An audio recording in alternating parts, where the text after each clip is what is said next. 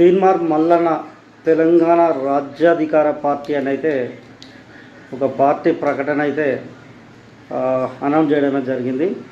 Party జెండా, party పేరు ఆవిష్కరించడం జరిగింది. పార్టీ జెండాని మనం ఒకసారి గమనించినట్టయితే పైన కొంచెం ఎరుపు, కొంచెం గ్రీన్ కలర్ మిక్స్లో ఆలివ్ లీవ్స్ ప్లస్ మన ఏదైతే పిడికిలి, బిగించిన పిడికిలి, ఒక చక్రం, ఇలాంటి వాటితో ఒక రూపకల్పన చేయడం అయితే జరిగింది.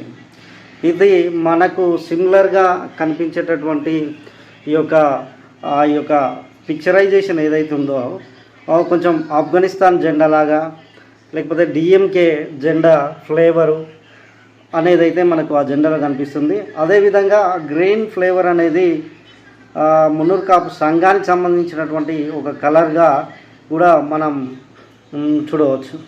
అదేవిధంగా ఈ తెలంగాణ రాజ్యాధికారం అనే పేరుని మనం ఒకసారి పరిశీలించినట్టయితే తెలంగాణ అనే ఫ్లేవర్ను యాడ్ చేయడం వల్ల కొంచెం తెలంగాణ యొక్క పేటెంట్, లేకపోతే తెలంగాణకు మనం సంబంధించిన పేరు గల పార్టీగా చెప్పుకునే ప్రయత్నం కొరకైతే తెలంగాణ యాడ్ చేయడం జరిగింది.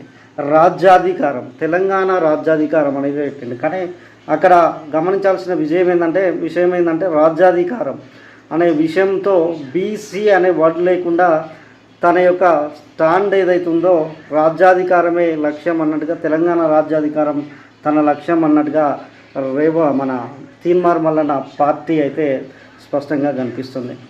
చూడాలి మరి మల్లన్న యొక్క పార్టీ విధి విధానాలు, ఆయన యొక్క పోరాటాలు, ఏ నాయకులు ఆయన వెంట కలిసి వస్తారు అనేది వేచి చూడాల్సిన సమయం అయితే చాలా ఉంది.